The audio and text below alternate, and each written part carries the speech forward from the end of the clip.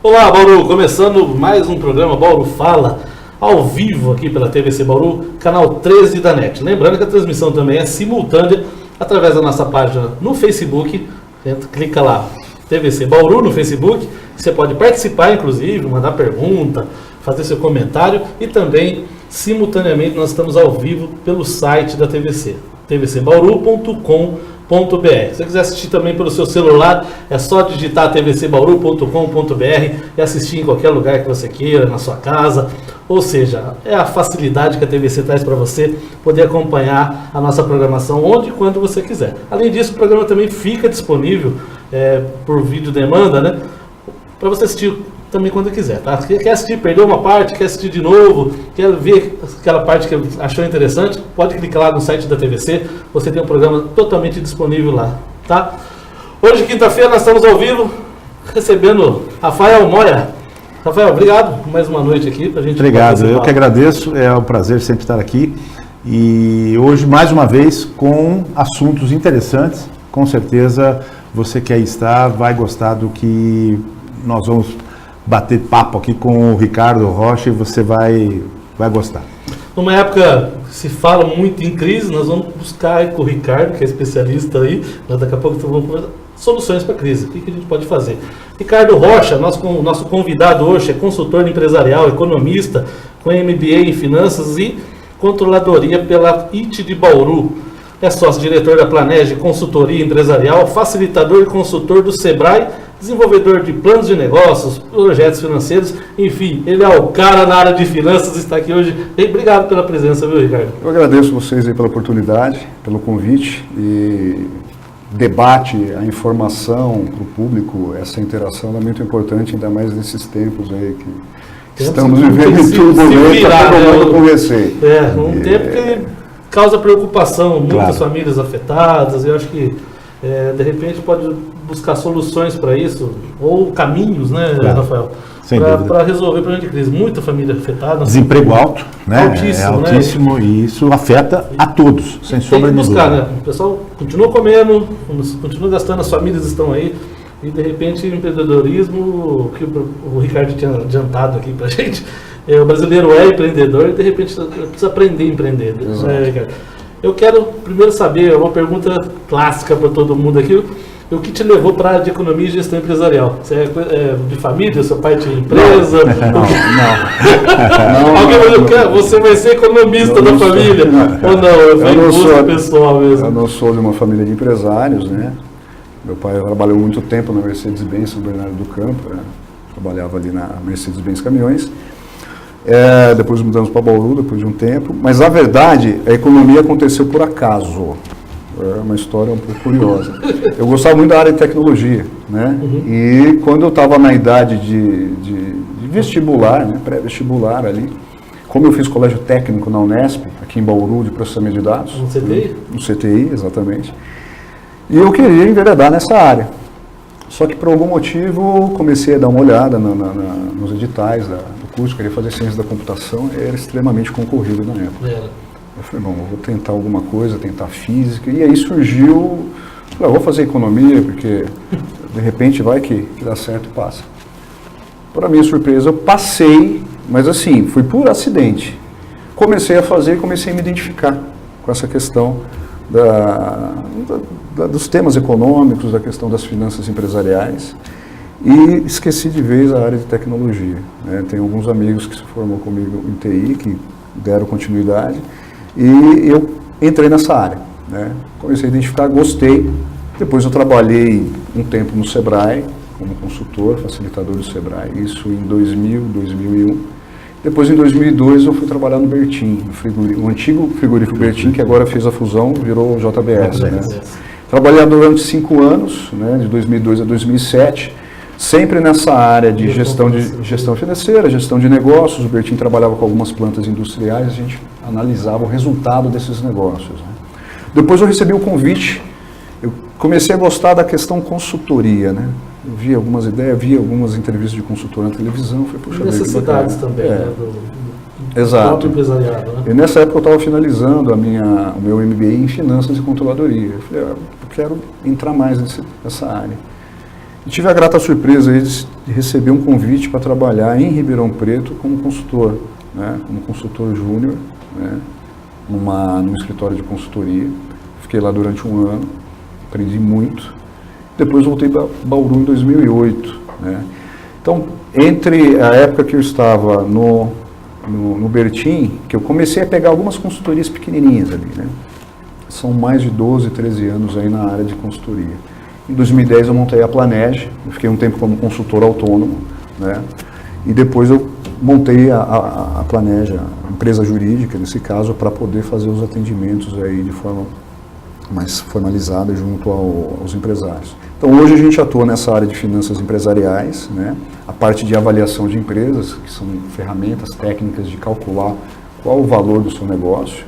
Em situações em que o empresário ele quer vender o seu negócio, ele precisa saber qual é o valor que eu vou negociar. Então a gente também utiliza um pouco dessas metodologias de avaliação de empresa. Temos a área de plano de negócios, pessoas que querem montar uma empresa, mas precisa de um planejamento prévio, inicial, para verificar se é viável ou não. Tem plano de negócio, não está acontecendo, mas não, justamente, não é formalizado. Exatamente, que vai ali no papel de pão, no rascunho ali.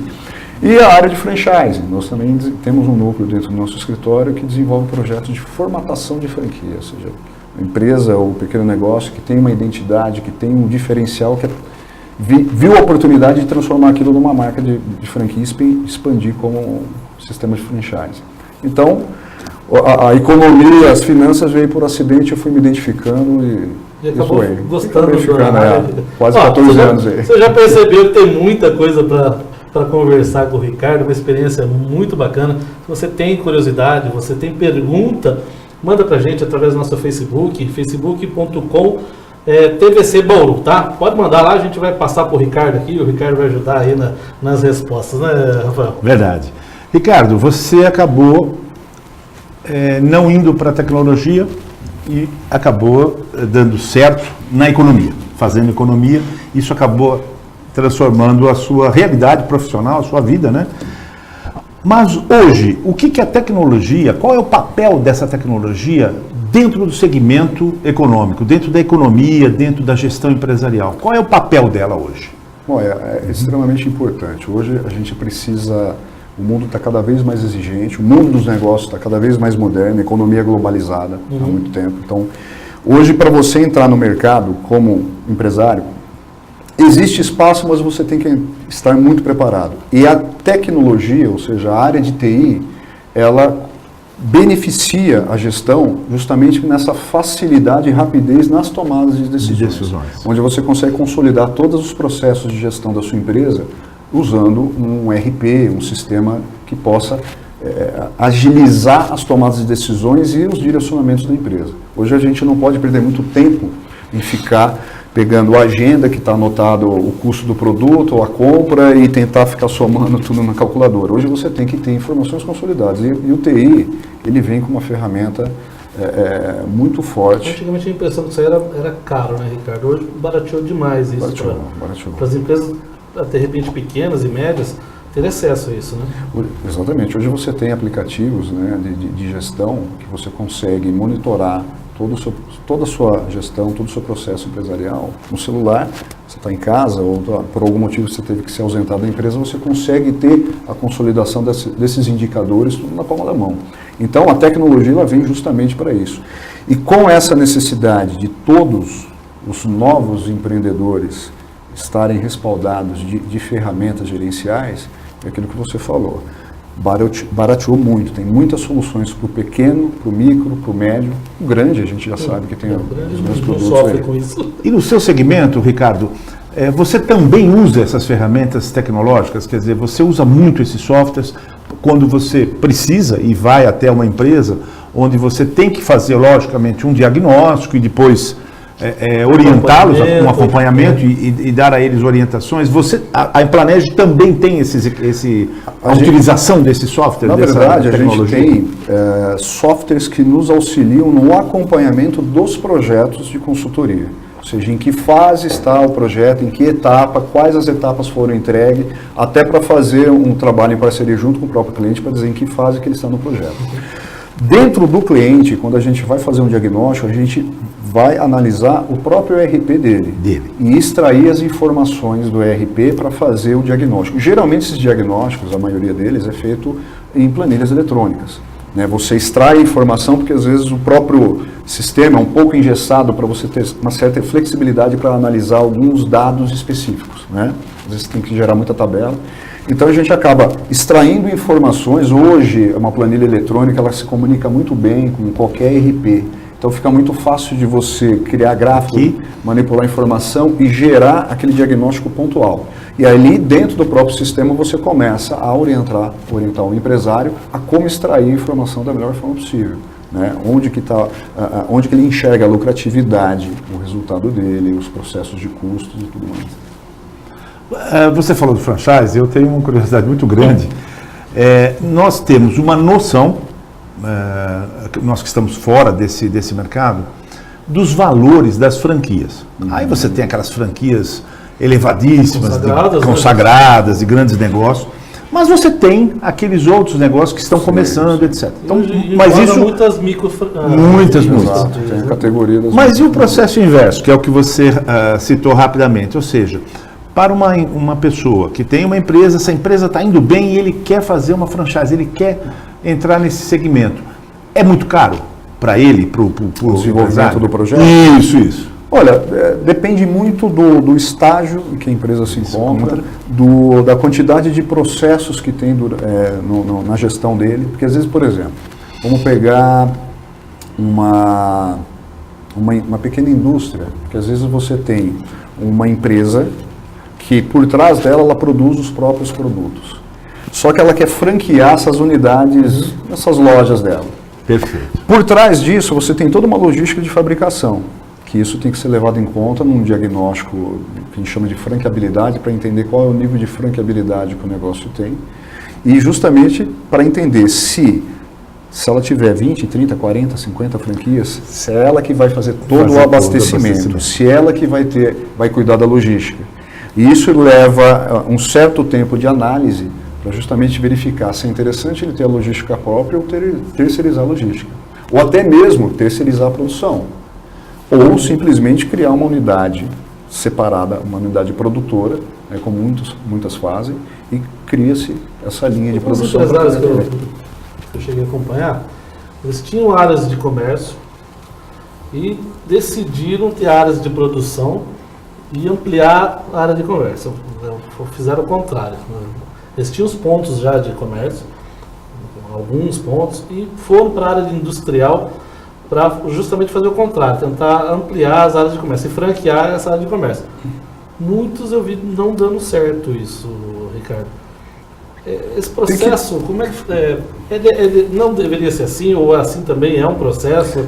Primeiro eu teria que entender se o momento em que ele resolveu fazer isso era o momento adequado, se ele realmente planejou corretamente, porque às vezes você tem um bom negócio na mão e você pode torná-lo inviável se mal planejado. Né? Como a gente vê muitas situações, você fala, poxa vida, aquela pessoa tinha um baita negócio na mão e conseguiu estragar tudo. É que nem dar uma picanha, um corte nobre para você fazer um churrasco e você consegue ainda estragar a picanha. Né? Você fala, mas como que o cara conseguiu fazer isso daí? E tem muito disso, vai depender muito da questão do planejamento.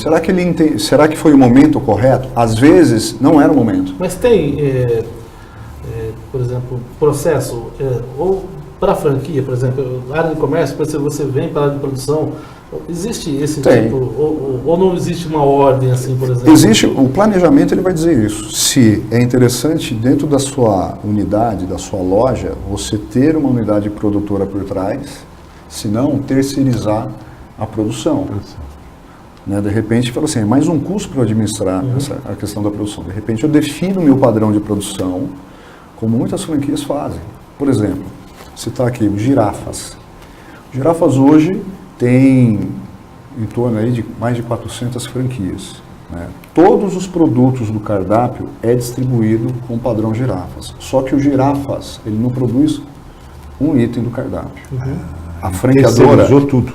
O que eles fizeram? Eles homologaram fornecedores específicos para aquele produto. Por exemplo, o steak bovino Então eles credenciaram um frigorífico de larga escala, tiveram que eles uma têm volume para isso, padronização deles, né? fizeram o padrão do steak dos girafas e o molho, outras empresas que desenvolveram o molho, o molho curry, o molho madeira, enfim, tudo aquilo que compõe o prato executivo dos girafas, ele homologou vários fornecedores e esses fornecedores mandam para um operador logístico que fica em São Paulo e eles montam esses kits e distribuem para... Aí ele resolve duas coisas que você citou no começo, Exato.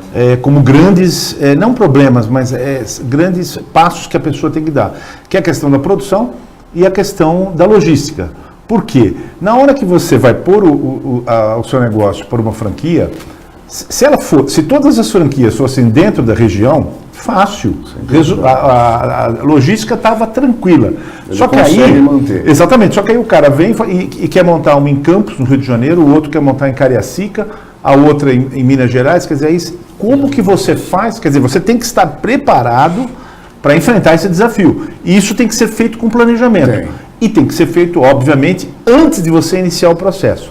Então ele tem que fazer todo esse projeto antes dele dar o primeiro passo com relação à franquia. Moia, É isso mesmo. Moia, É isso você mesmo. pegou num ponto extremamente importante, porque o principal investimento, quando a pessoa ela quer transformar o seu negócio numa franquia, o principal investimento é planejar esse negócio. O processo. Porque às vezes a pessoa ela já está vendendo a franquia sem ter o projeto na mão. De tanto que o cliente entra na loja, no restaurante, e fala, por que você não monta a franquia disso? Olha que legal, você tem um padrão bacana, a pessoa se empolga, ela vai na emoção. De repente a pessoa fala assim, eu quero levar essa sua franquia lá para Ribeirão Preto. A pessoa já começa a vender. E aí não tem contrato jurídico que amarra essa relação, não tem padrão. Que ele vai? Porque o que é a franquia, o conceito da franquia? É você vender um know-how. Né? A pessoa que compra e investe uma franquia, ela está investindo numa segurança que você, como empreendedor na época, você errou, acertou até chegar no ideal. Então, quem compra a franquia está comprando uma segurança. Manuais de operação, treinamento do franqueado, pesquisa de mercado, ele está comprando tudo isso. Tá? A responsabilidade jurídica, padrão do produto, visual, está comprando toda essa questão de estratégia. Né? Então, o que o Moia falou, essa parte do planejamento é o ponto onde o empreendedor, quando ele quer dar o passo para entrar como um franqueador, ele tem que gastar um pouquinho de tempo nesse planejamento. Porque, por exemplo, se a expertise dele é vender tal tipo de produto, para que ele, às vezes, ele vai querer se meter em querer distribuir, em querer trabalhar com logística? Terceiriza. Se é possível terceirizar, terceiriza. E direciona as energias para aquilo que ele sabe fazer melhor. Que é o que acontece, né? Hoje, as empresas estão focando naquilo que elas fazem melhor e está terceirizando o resto. Né? Claro, acompanhando o terceirizado, que tem que manter a qualidade. Pega o caso da Nike. A Nike não produz nada. Ela tem... Agora, muitas vezes o empresário, ele não pensa e não pensando, não planeja corretamente. E ele não leva em consideração uma coisa que é fatal, né? O produto é dele, a marca é dele. E essa marca, ela é insubstituível, ela vale ouro para ele, né? Ela é o negócio dele. Então, se uma das franqueados não for bem atendido na logística ou pelo próprio franqueador, o que vai acontecer? É a marca dele que sofre, não é aquele ponto de negócio lá no shopping, em Cariacica, que é o problema. Não, é a marca, não é verdade? Então ele tem que estar preparado para não dar esse passo em falso, porque aí ele pode jogar a marca água abaixo, né? Anos de investimento. Anos de investimento, etc. Exatamente. Quando a pessoa entra nesse mundo de franchise, ela tem uma responsabilidade muito grande como dono da marca. Ela tem que cuidar do seu franqueado. Não é simplesmente vender, receber a taxa de franquia e esperar os royalties mensais cair na conta bancária. Ela tem que assessorar para ver se o franqueado está fazendo a receita de bolo que ele comprou. Sim. Porque é o nome da sua marca, da sua empresa que está em jogo. Perfeito. O prejuízo maior vai ser do franqueador, sem dúvida nenhuma. Queria mandar um abraço para Camila, Cristina e também para Luana Silva, que estão acompanhando o programa. Valeu demais. Ô, Ricardo, nessa questão de franquia, você acha que hoje, na situação que o país se encontra, é um momento de se esperar ou é um momento que dá para se pensar em investimento como uma franquia, por exemplo?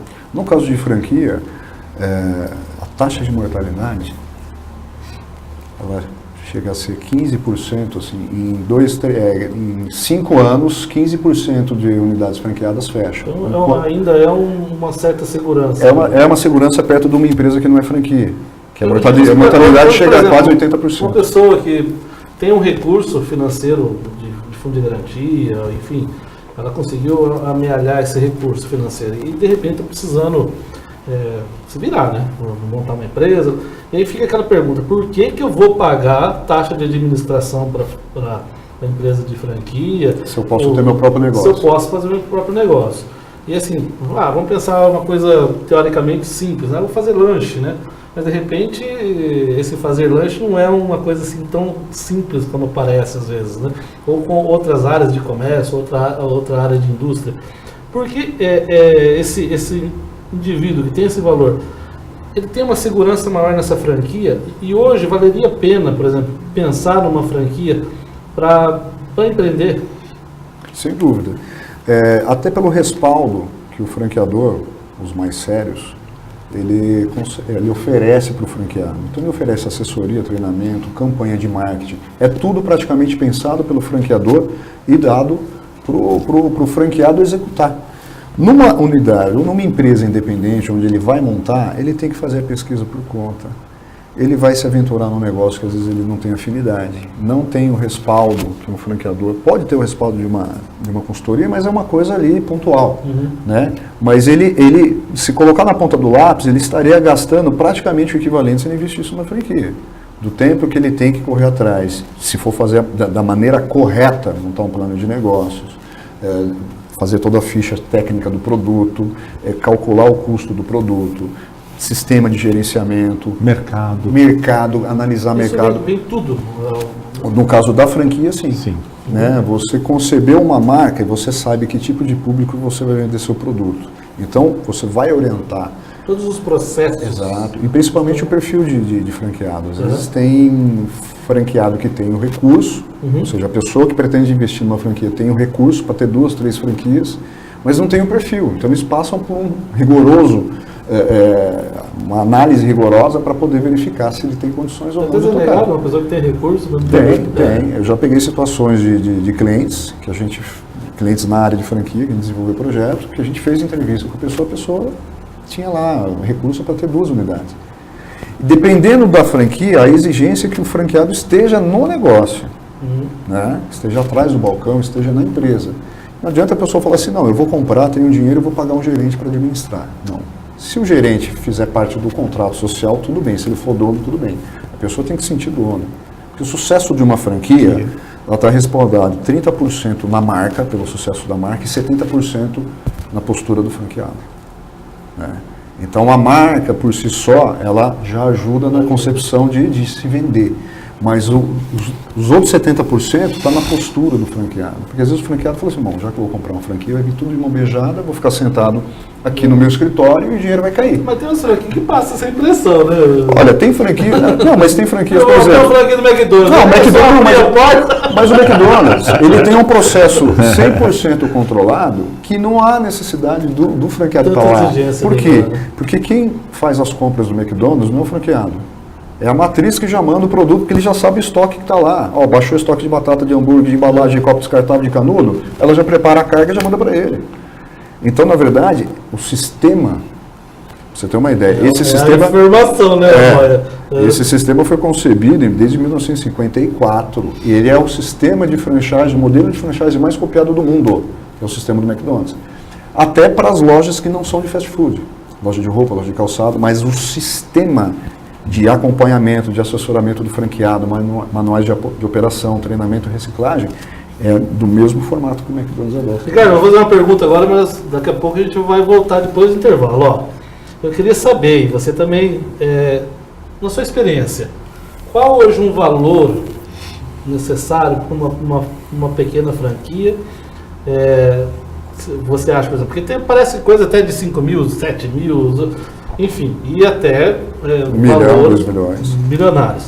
Depois do intervalo, quero saber se é possível a pessoa se precaver de golpes. Sim. Porque eu acredito que nessa área deve ter muito problema de gente prometendo no mundo e fundo para você investir seu suado dinheirinho. Tem bastante caso. E o que é uma franquia? Se dá para analisar uma franquia séria a partir de algum certo valor, o quanto hoje poderia se pensar numa franquia séria, né? Não sei se daria para isso, mas daqui a pouco você vai responder. E hoje, que áreas você acha que é interessante empreender? Mas daqui a pouco, depois do intervalo, a gente volta aqui com o Bauru Fala com o Ricardo Rocha.